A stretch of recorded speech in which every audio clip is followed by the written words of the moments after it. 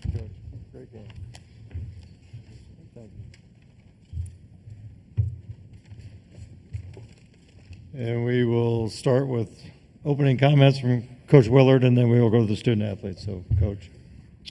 Yeah, obviously disappointed in the way the game ended, but proud of the battle we fought back. We came out in the second half and didn't have very good energy, but I thought these guys really picked it up and battled. And give Michigan credit; they made some good plays down the stretch. We just couldn't get a stop down the stretch, and it's a good basketball team. Proud of my guys' effort. Questions, please, for the student athlete right here in front. Oh, I'm sorry. Go ahead. Hey, DQ, Gene Wong, Washington Post. Can you kind of just take us through those final seconds there after you make the free throws and how they were able to kind of get downhill and get that layup at the end? Made 2 free throws, inbound the ball. We pressed. We got past our guards, got past the second line, and then went in, made a layup. Right here. For either of you guys, obviously a disappointing loss, but you have to feel pretty good with how close you were despite being out-rebounded that much and down at big points of the game. What was the key to keeping your heads up and making that such a close game down the stretch? Selton. We're not satisfied, of course. It happened. We had 4 losses, all buzzer beaters.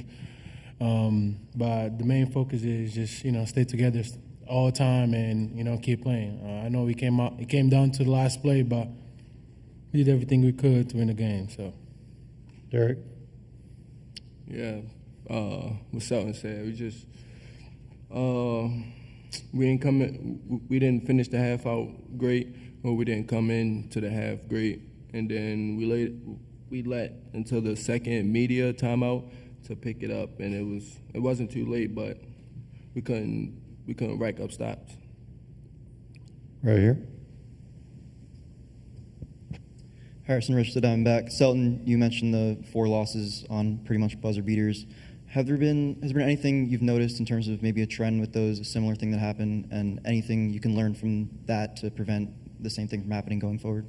oh yeah, we gotta prevent from the get-go, from the start, not to depend on the last shot of the game. We keep learning. It's sports, things happen, but you learn after every game. Questions, please. Right here. Hey, for both you guys, how can you use this as motivation going into the NCAA tournament? Derik. Just make smarter decisions on the defensive end. No fouls, but just contain, stay in front of them, and just hopefully we never in that position again to even do that. Selton. Oh yeah, like I said, we keep learning. We definitely got to do a better job rebounding. That's the main thing, especially for the guards on our team. But at the same time, we take every loss as a lesson, so to see what we can do in the March Madness. Right here. George Gerbo, Washington Times. For Derik, your looks and your makes from threes, we haven't seen you hit like that since December, basically. Was that just part of what you wanted to do today, not just be an inside presence, but also get your perimeter shooting going too? I mean, I work on it every day. I just don't shoot a lot in a game, shoot 1 or 2 a game. Haven't been making them, but, I mean, they left me open for a lot of times, and I just made them. Any other questions? Thanks, fellas. We appreciate it. We will continue with Coach. Right here. Hey, Kevin, Selton mentioned the losses at the buzzer. Obviously, what do you kind of tell the guys, or to make sure that doesn't happen when you're playing in the big tournament next week? No, it's a learning lesson. That's the way I talk to them. That's the way we're going to look at it. We did a lot of things right to get to that spot. We just did one thing wrong,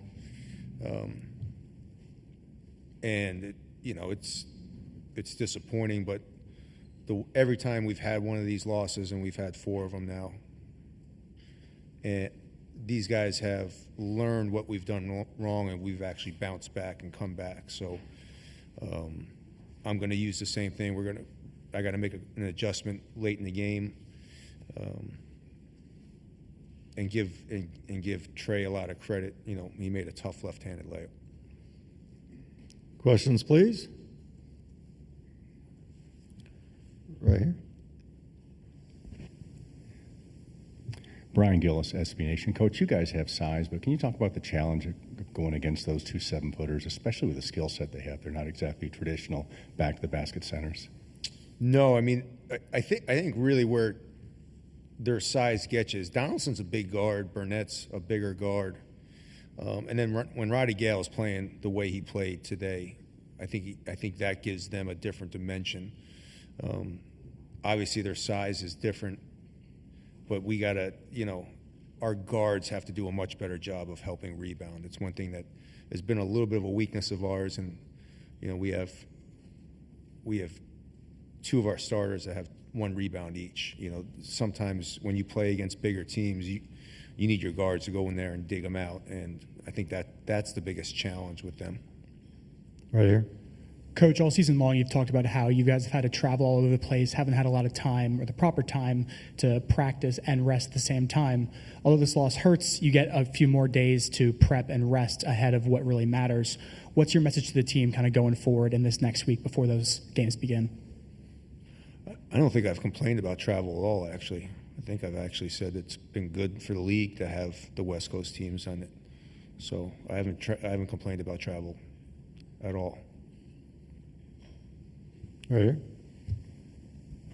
Kevin, to be down 15 and come back, I think that might have been the biggest deficit you guys have had all year. What stood out to you in terms of how you guys responded to that and were able to, make it a game again? Yeah, I just let them know at that timeout, I was a little disappointed the way we came out at halftime. I thought they came out very aggressive, and I thought we didn't come out with the same aggressiveness that they did. So I knew we'd get back in it because these guys have battled all year and they've been really good all year. It's just, when you're giving up offensive rebound after offensive rebound, when you're getting some good defensive stops, it gets a little disheartening, and it's something that we haven't had happen to us, and it was really the difference in the game. Right up here. Hey, Kevin, after playing these games this week, arguably your best game of the season yesterday, toughest game of the season today, this league and this gauntlet, how does that set you up for what's coming in the next weeks? Yeah, we're going to enjoy Selection Sunday tomorrow. The greatest thing about this league is there's so many different styles. Dusty switches a lot, 1 through 4. Then you have traditional with Coach Izzo, who's very traditional with hedging and being physical. You have teams that play fast like Iowa. You have some teams that play really slow like Minnesota and physical. So whoever we play on Thursday or Friday, we're going to have seen that style. And I think it's what's really unique about this conference is it makes you adjust as a coach and makes you get better as a coach because you see so many different styles. It's just not the same basketball night in, night out. Couple more for Coach right here. Kevin, obviously you want to be playing tomorrow, but is it valuable to have an extra day of rest, especially if you're playing on a Thursday instead of Friday? No, I'll be honest. If I see another buzzer beater, I'd rather be playing tomorrow. It's hard to win. It's hard to win conference championships. It's hard to win conference tournament championships. When you have a chance, you got to take it. You got to take advantage of every opportunity you get. All right, Coach. Thank you very much. Thank you.